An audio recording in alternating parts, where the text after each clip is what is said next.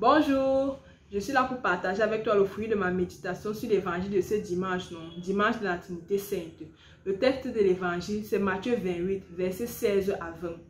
En méditant avec ce texte, je contemplais un peu l'image du Christ, la personne du Christ.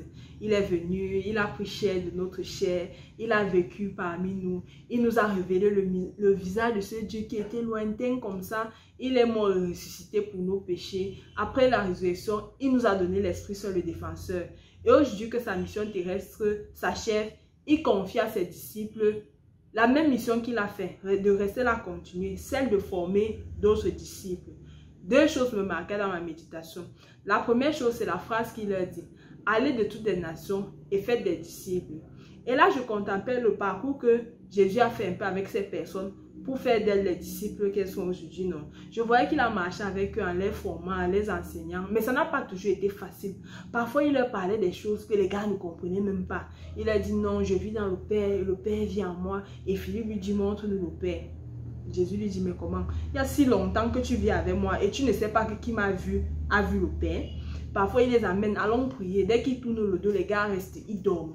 Quand on l'a arrêté, alors c'était la débandade totale. Tout le monde a fui. Mais malgré ça, malgré que Jésus connaît leurs faiblesses comme ça, aujourd'hui, il leur dit, allez de toutes les nations et faites des disciples, baptisez-les au nom du Père, du Fils et du Saint-Esprit.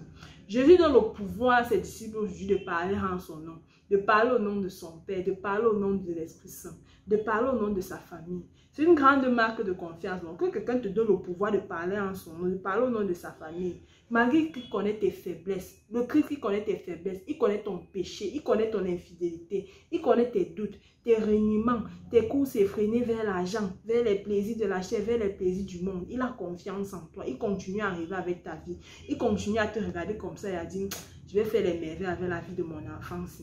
Et je me rendais compte que si Jésus a confiance en ça, c'est parce qu'il nous aime véritablement et profondément. Rappelons-nous les caractéristiques du vrai amour. 1 Corinthiens 13. L'amour est patient. L'amour ne s'irrite pas. L'amour ne s'enflamme pas. L'amour ne garde pas rancune. C'est exactement ce que Jésus fait. Il ne s'irrite pas. Il est patient. Il garde confiance en nous malgré tout. La deuxième chose qui me marquait dans ma méditation, c'est le lieu de rendez-vous que le Christ fixe avec ses disciples. Le texte nous dit, les disciples allèrent en Galilée, à la montagne que Jésus leur avait indiquée. Et là, je me rappelle d'un autre texte, Matthieu 4, l'appel des disciples.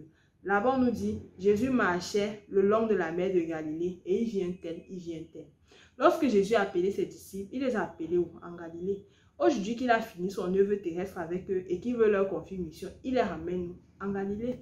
Une manière de dire, tout ce que vous avez vu, tout ce dont vous avez été témoin, allez le dire là-bas dans votre réalité. Allez dire ça là-bas à vos proches, à ces personnes-là qui vous connaissaient d'avant. Jésus te ramène dans ta réalité, dans ton biotope, dans ton terre, comme on dit, que c'est ici que les gens ont besoin d'entendre ce que tu sais là. Toi qui aujourd'hui as découvert le Père, a vécu avec le Fils, a reçu l'Esprit Saint, va témoigner, va te révéler au milieu de tes frères. Quand Jésus dit, allez de toutes les nations, toutes tes nations aujourd'hui, c'est ta famille, dans ta maison là-bas, tes parents, tes frères, tes soeurs, dans ton travail, tes collègues, c'est ta femme, c'est ton mari, ce sont tes amis, c'est dans tes groupes WhatsApp, c'est là-bas toutes tes nations. Va faire de ces personnes-là des disciples du Christ.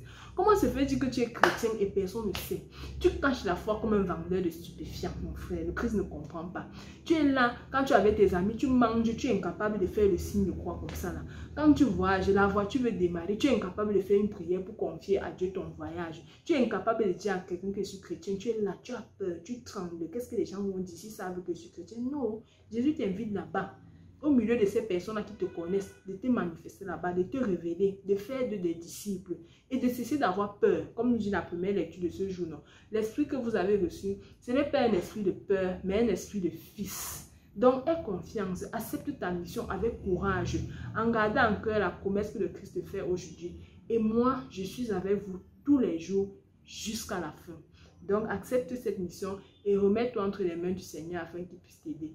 Bonne méditation à toi, bon dimanche, bonne fête à toutes les mamans et à bientôt.